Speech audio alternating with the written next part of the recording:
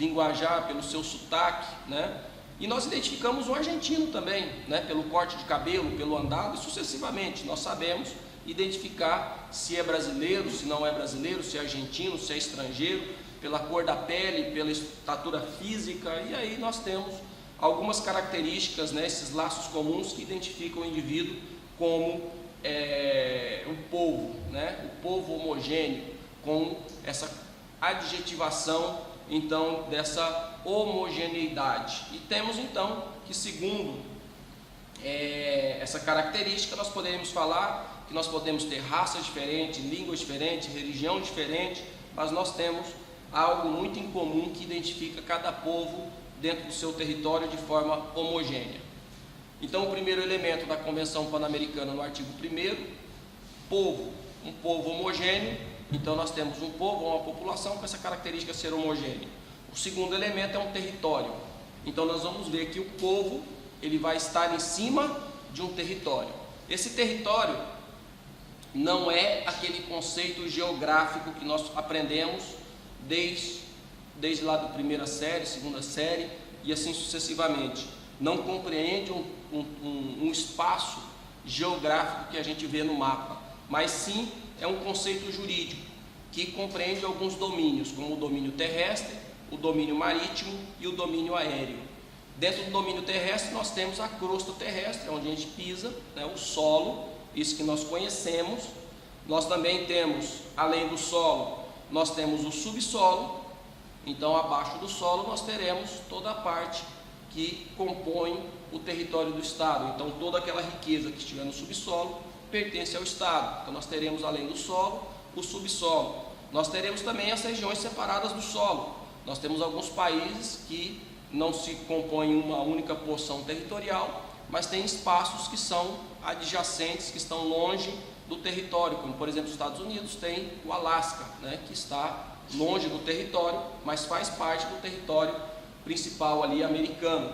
E nós temos, além do solo, subsolo, nós temos os rios, os lagos, né, os mares interiores. E quando nós falamos em rios, um rio ele pode ser interno ou ele pode ser um rio fronteiriço. Quando nós falamos de um rio fronteiriço, nós vamos estudar mais à frente dois critérios para identificar a fronteira dos dois estados, para saber qual parte do rio faz parte do território e qual parte do rio faz parte do outro território do estado quando ele é fronteiriço. Então nós temos um critério que é exatamente o meio do rio, mede as duas margens e o meio do rio, ou nós podemos usar o critério do TAUEG, ou seja, o ponto mais profundo do rio. O ponto mais profundo do rio pode não ser exatamente no meio, mas pode estar em alguma das margens, e o rio estando cheio ou o rio estando vazio, o ponto mais profundo vai continuar no mesmo local. Então, quando nós falarmos de rios, nós vamos estudar especialmente o critério do TAUEG, que é o critério mais adotado para se saber sobre a distância, né, de um rio fronteiriço, qual é parte do território e qual não é parte do território. Se aquele determinado barco invadiu o território de um estado ou não.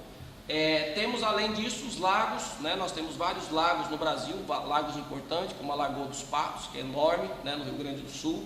Mares interiores, então em alguns lugares nós vamos ver alguns braços, né, do oceano que fica interior, ou muitas vezes, como por exemplo o Mar Morto, entre outros mares interiores, golfos, baías e os portos.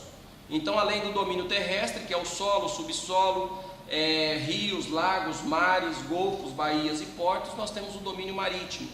O domínio marítimo é aquela faixa territorial na qual o Estado possui, mais a sua plataforma continental. Então nós temos aí 12 milhas, mais 188 milhas, que seria a zona econômica exclusiva. Então nós teríamos de domínio marítimo essa faixa de mar territorial, mais a plataforma submarina. E até o início do século XX, nós não nos preocupávamos com o terceiro domínio. Então o terceiro domínio surge principalmente pela condição do ser humano de voar. E a partir daí, além do domínio terrestre e do domínio marítimo, o direito também se preocupa com o domínio aéreo. Então tudo aquilo que estiver sobre o solo também pertence ao Estado. Então nós vamos ver que existe uma faixa acima do território, que também faz parte do território do Estado.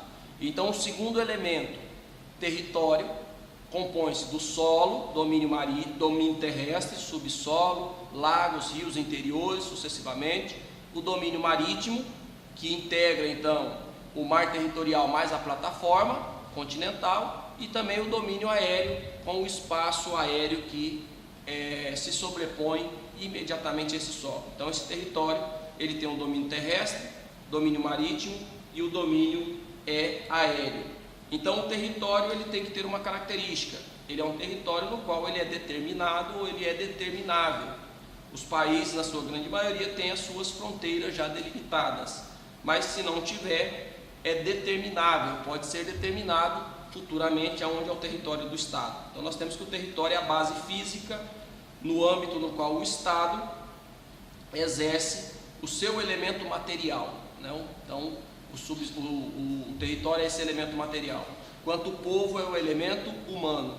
Então, o elemento humano fica no elemento material, que é o território, para que o Estado, então, faça a sua administração.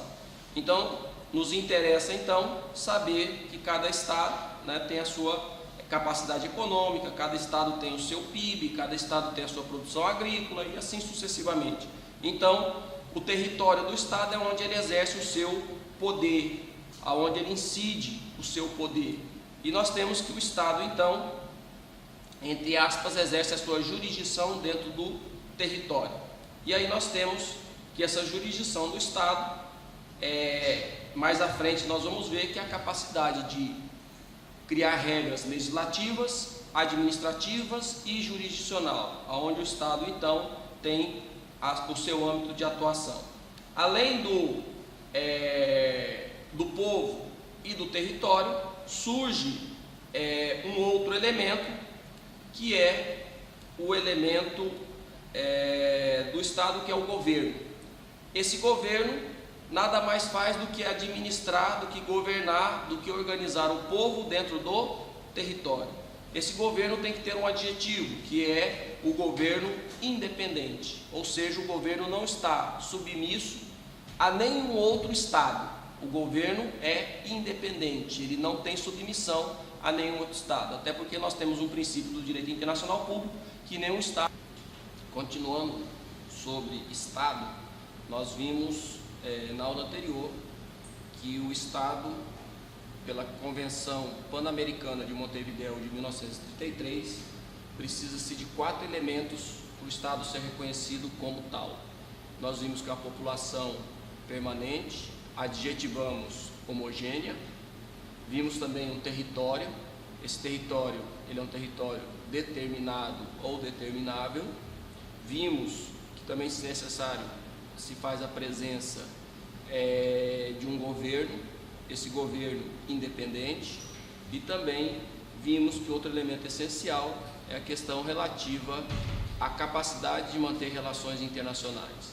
Nós vimos que os 3 primeiros elementos, população permanente homogênea, população, povo ou nação, critério quantitativo ou qualitativo, como nós analisamos, que o elemento objetivo também território e o elemento Estado. Então nós temos um elemento humano, nós temos um elemento material e nós temos um elemento que é o governo. A partir dessa ideia, nós podemos agregar a capacidade de manter relações internacionais.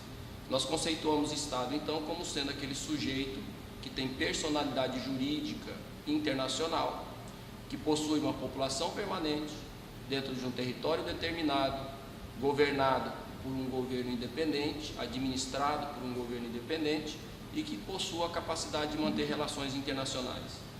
Então, o Estado, de posse dos 3 primeiros elementos, população, território e governo, ele busca esse 4º elemento, que é a capacidade de manter relações internacionais. Então, neste conteúdo da aula de hoje, nós vamos verificar esse reconhecimento do Estado. E o reconhecimento do Estado é aquele momento em que o Estado, com os 3 primeiros elementos, busca então ser reconhecido como tal. E depois o reconhecimento de governo. O Estado, ele, depois de reconhecido, ele tem um governo. Esse governo ele é legítimo, e a sua legitimidade deriva do seu ordenamento jurídico interno. A sua Constituição estabelece a sua legitimidade. E se não houver uma subversão à ordem interna, esse governo permanece legítimo e reconhecido. Se houver alguma subversão a essa ordem, esse governo precisa buscar o seu reconhecimento. Então, o primeiro elemento, população, nós vimos que é o elemento humano. O segundo elemento, território, o elemento material. O elemento governo independente, que administra a parte interna do Estado, a questão do legislativo, executivo e judiciário.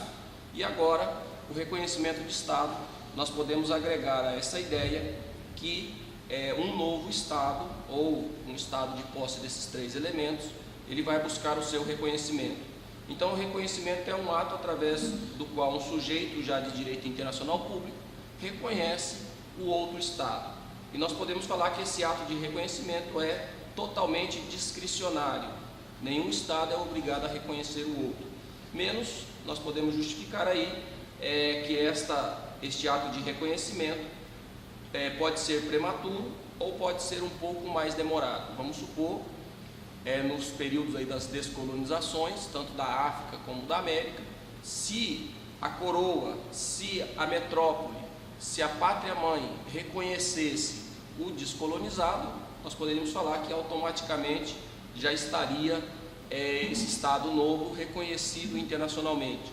Mas se a pátria-mãe, como a Espanha, Portugal, não reconhecesse o desmembramento, a independência desse novo Estado, teria que passar por esse processo de reconhecimento. Então, o reconhecimento de Estado parte da ideia de que esse Estado, reunido os elementos governo, povo e território, ele busca na comunidade internacional, nesses membros da comunidade internacional, o seu reconhecimento. E aí a gente observa que esse ato discricionário ou não, de reconhecimento a partir do outro Estado. E a partir daí a gente observa que vai ter maior ou menor dificuldade com relação a esse reconhecimento. Então, como consequência do jurídica, após o reconhecimento, nós temos então que este Estado, ele passa então para a sociedade internacional como um novo Estado e é reconhecido como tal. A partir dessa ideia, a natureza jurídica do ato de reconhecimento, a doutrina discute se ele tem natureza declaratória ou natureza constitutiva. Isso é muito tranquilo, a gente entender se é declaratório ou constitutivo. Por quê? Porque se é meramente declaratório, o Estado, a hora que faz o ato de reconhecimento, o novo Estado, ele simplesmente está sendo declarado como Estado, ou seja, ele já era Estado desde o momento que ele reuniu os três primeiros elementos, povo, território e governo. Se é constitutivo, é a partir desse ato de reconhecimento que ele passa a ser Estado. A doutrina entende, de forma muito clara, que o constitutivo, ele não existe o novo Estado enquanto ele não for reconhecido. Então, o reconhecimento é esse ato que cria esse novo sujeito de direito internacional público. E essa postura, ela não é a mais adotada, até porque nós sabemos que o novo Estado pode ser reconhecido já por vários, 10, 20, 30, 40 outros Estados, e quando ele é reconhecido por 41º, 51º, ele já era Estado antes, e simplesmente, então, nós podemos falar que é um ato meramente declaratório. Então, o Estado ele já existia antes, e a partir desse momento, ele passa a manter relações internacionais com esses outros Estados. Então, esse ato de reconhecimento, ele tem um efeito atributivo, é um ato bilateral, porque o que reconhece o que é reconhecido, e aí, por intermédio desse consenso mútuo da personalidade jurídica internacional, existe o reconhecimento. O que nós podemos trazer de mais importante com relação ao reconhecimento é o que ocorre a partir da Carta da Organização das Nações Unidas, que está previsto no seu artigo 76, que diz que para fomentar o progresso político, econômico, social e educacional dos habitantes do território tutelado, o seu desenvolvimento progressivo para alcançar um governo próprio ou independência, como mais convém às circunstâncias particulares de cada território e de seus habitantes, e aos desejos livremente expressos dos povos interessados, como previsto nos termos de cada acordo de tutela. E a partir daí nós podemos